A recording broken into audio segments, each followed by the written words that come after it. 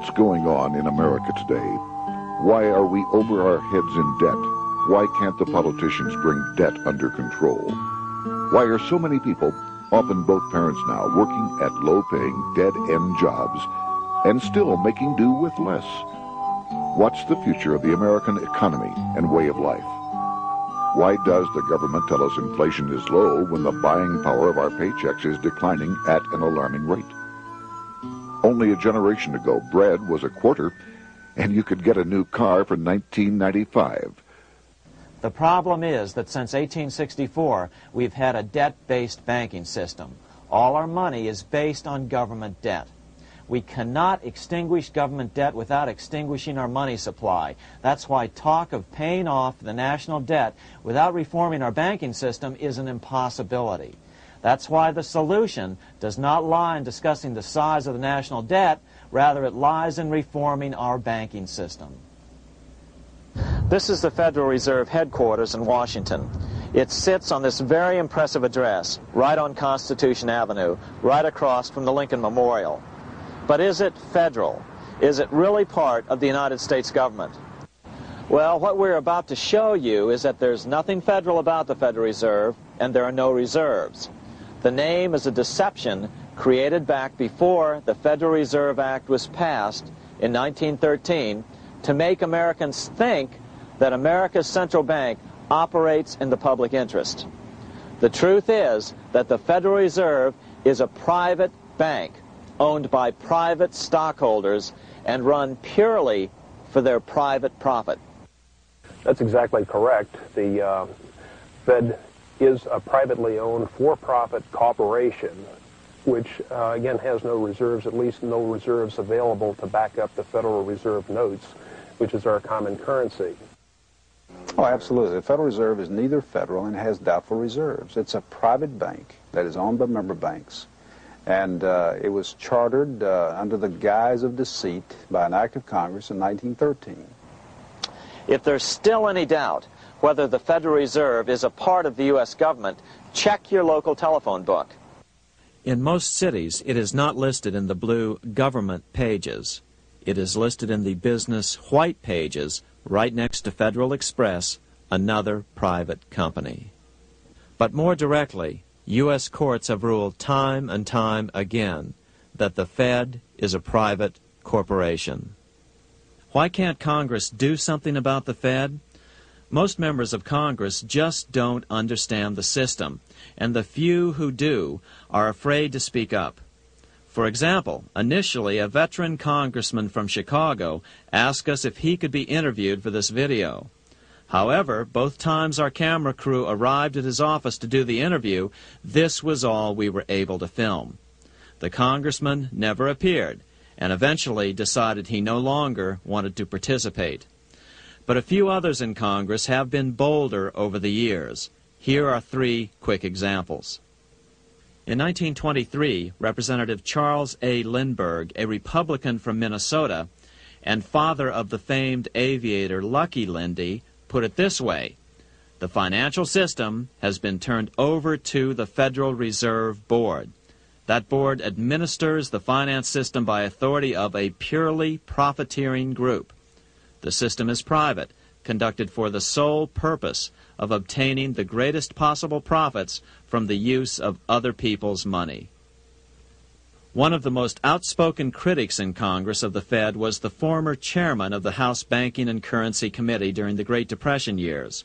Lewis T. McFadden, Republican of Pennsylvania, said in 1932, "We have in this country one of the most corrupt institutions the world has ever known. I refer to the Federal Reserve Board. This evil institution has impoverished the people of the United States and has practically bankrupted our government. It has done this through the corrupt practices of the moneyed vultures who control it." Senator Barry Goldwater was a frequent critic of the Fed. Most Americans have no real understanding of the operation of the international moneylenders. The accounts of the Federal Reserve System have never been audited.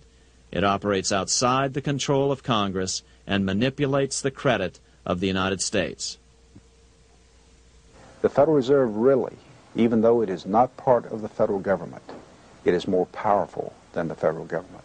It's more powerful than the president, the Congress, and the courts. Now, a lot of people challenge me on that, but let me prove my case. The Federal Reserve determines what the average person's car payment is going to be, what their house payment is going to be, and whether they have a job or not. And I submit to you that that's total control. And the Federal Reserve is the largest single creditor of the United States government. What does Proverbs tell us? The borrower is servant to the lender. What one has to understand is that from the day the Constitution was adopted right up to today, the folks who profit from privately owned central banks, as Madison called them, the money changers, have fought a running battle for control over who gets to print America's money. Why is who prints the money so important? Think of money as just another commodity. If you have a monopoly on a commodity that everyone needs, everyone wants, and nobody has enough of, there are lots of ways to make a profit, and also exert tremendous political influence. That's what this battle is all about. Throughout the history of the United States, the money power has gone back and forth between Congress and some sort of privately owned central bank. The Founding Fathers knew the evils of a privately owned central bank. First of all, they had seen how the privately owned British central bank, the Bank of England, had run up the British national debt to such an extent that Parliament had been forced to place unfair taxes on the American colonies. In fact, as we'll see later, Ben Franklin claimed that this was the real cause of the American Revolution. Most of the Founding Fathers realized the potential dangers of banking and feared bankers' accumulation of wealth and power. Jefferson put it this way: I sincerely believe that banking institutions are more dangerous to our liberties than standing armies. The issuing power should be taken from the banks and restored to the people to whom it properly belongs. That succinct statement of Jefferson is, in fact, the solution to all our economic problems today. It bears repeating. The issuing power should be taken from the banks and restored to the people to whom it properly belongs. James Madison, the main author of the Constitution, agreed. Interestingly, he called those behind the central bank scheme money changers. Madison strongly criticized their actions. History records that the money changers have used every form of abuse, intrigue, deceit, and violent means possible to maintain their control over governments by controlling money and its issuance. The battle over who gets to issue our money has been the pivotal issue throughout the history of the United States. Wars are fought over it, depressions are caused to acquire it. Yet after World War I, this battle was rarely mentioned in newspapers or history books. Why? By World War I, the money changers, with their dominant wealth, had seized control of most of the nation's press. Throughout U.S. history, this battle over who gets the power to issue our money has raged.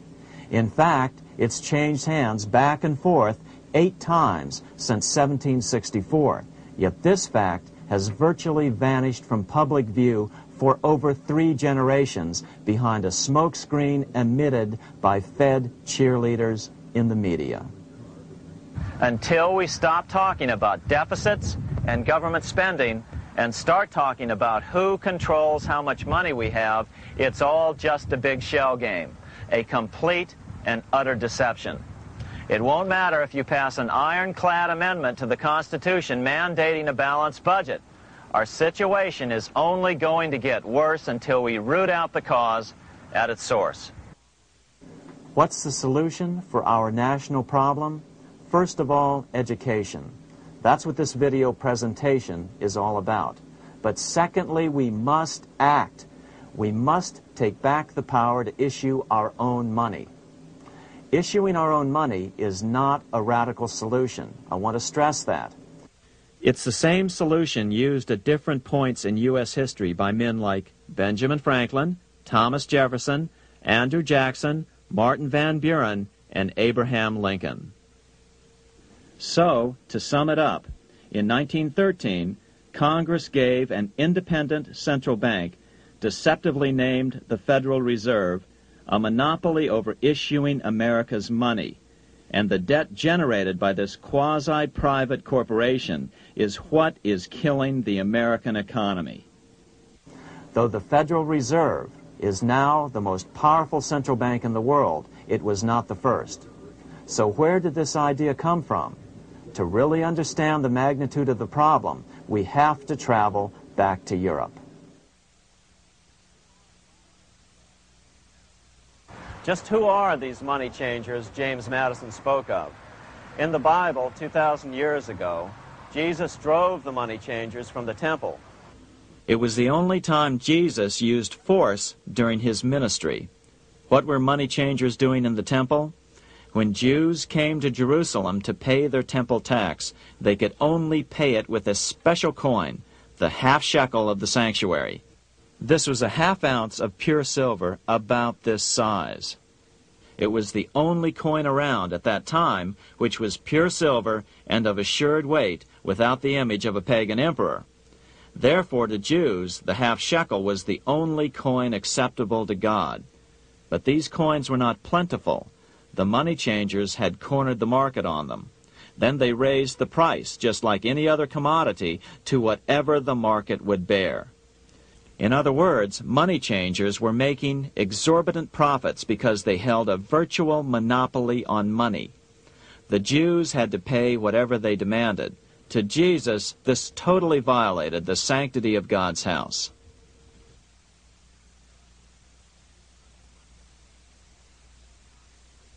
But the money-changing scam did not originate in Jesus' day.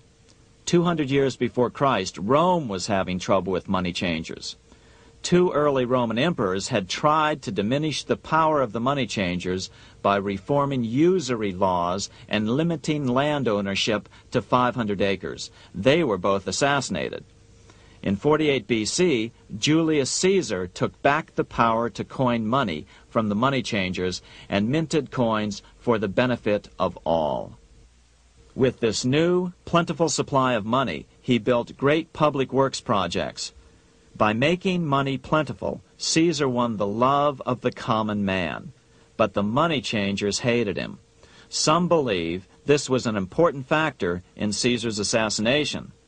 One thing is for sure, with the death of Caesar came the demise of plentiful money in Rome. Taxes increased, as did corruption. Just as in the case of America today, usury and debased coin became the rule. Eventually, the Roman money supply was reduced by 90%. As a result, the common people lost their lands and their homes, just as is about to happen soon in America. With the demise of plentiful money, the masses lost confidence in the Roman government and refused to support it. Rome plunged into the gloom of the Dark Ages.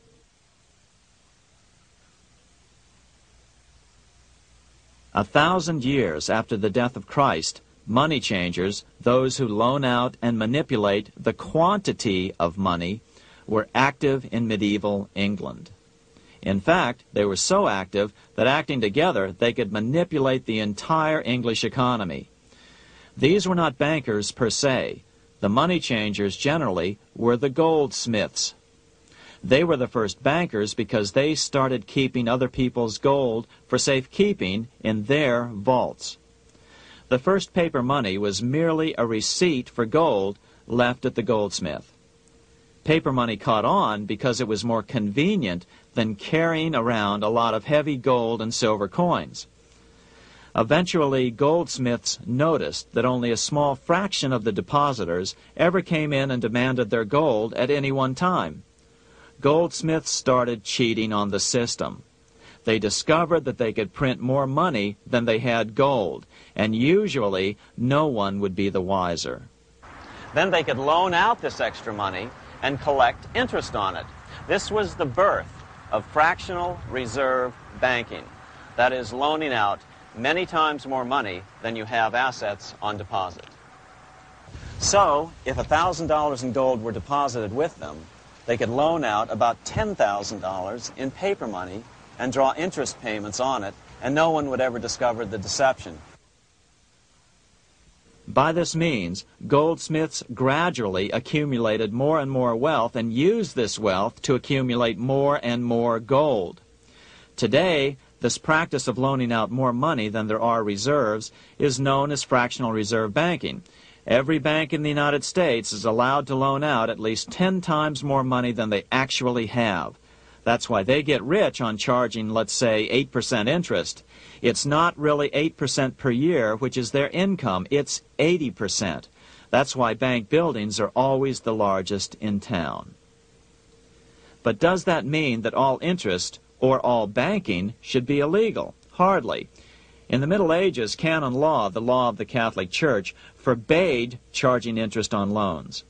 This concept followed the teachings of Aristotle and St. Thomas Aquinas. They taught that the purpose of money was to serve the members of society, to facilitate the exchange of goods needed to lead a virtuous life. Interest, in their belief, hindered this purpose by putting an unnecessary burden on the use of money. In other words, interest was contrary to reason and justice. Reflecting church law in the Middle Ages, Europe forbade charging interest on loans and made it a crime called usury. As commerce grew, and therefore opportunities for investment arose in the late Middle Ages, it came to be recognized that to loan money had a cost for the lender, both in risk and in lost opportunity. So some charges were allowed, but not interest per se. But all moralists, no matter what religion, condemn fraud, oppression of the poor, and injustice as clearly immoral.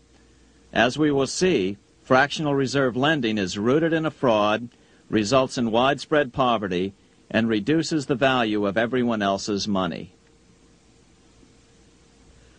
The ancient goldsmiths discovered that extra profits could be made by rowing the economy between easy money and tight money. When they made money easier to borrow, then the amount of money in circulation expanded. Money was plentiful. People took out more loans to expand their businesses. But then the money changers would tighten the money supply. They would make loans more difficult to get. What would happen? Just what happens today. A certain percentage of people could not repay their previous loans and could not take out new loans to repay the old ones. Therefore, they went bankrupt and had to sell their assets to the goldsmiths for pennies on the dollar. The same thing is still going on today. Only today, we call this rowing of the economy up and down the business cycle.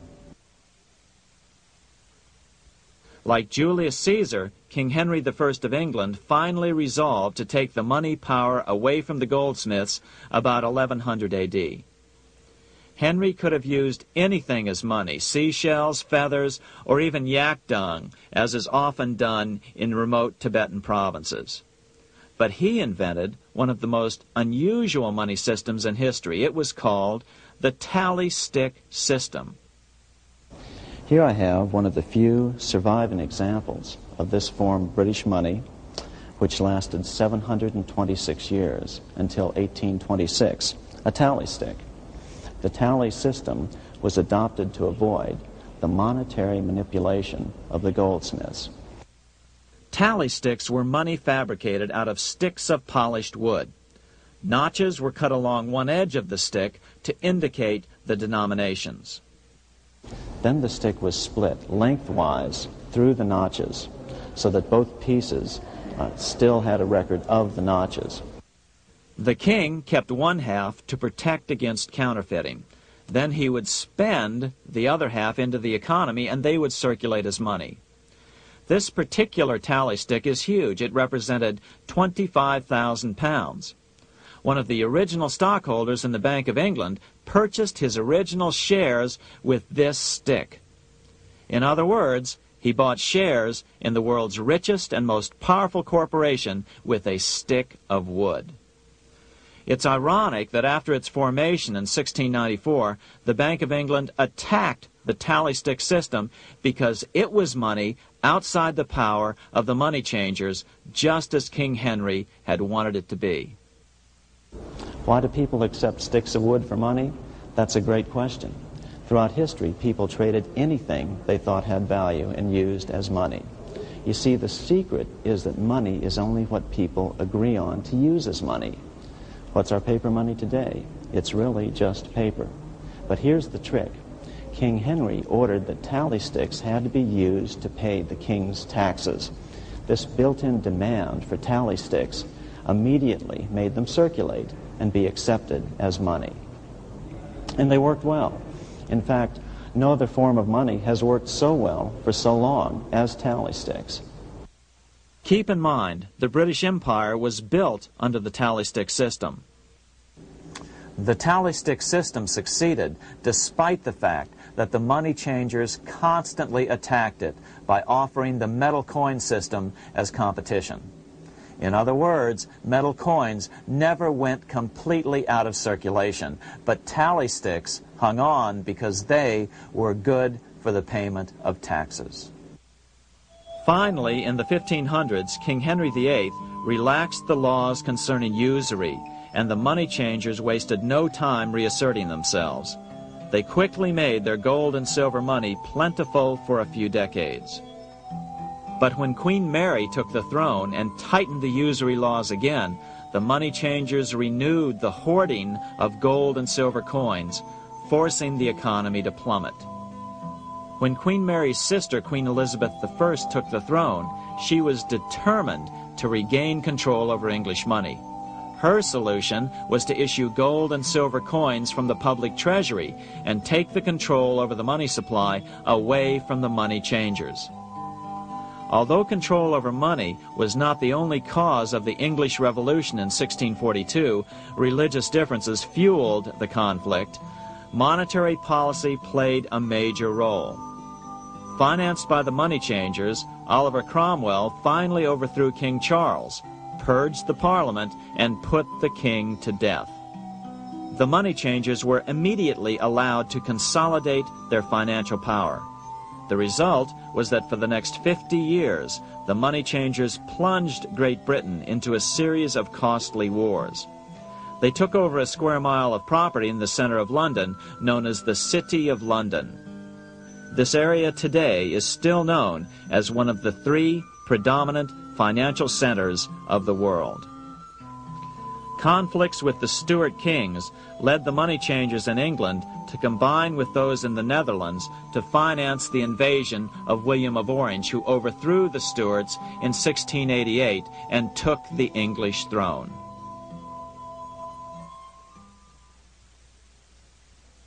By the end of the 1600s,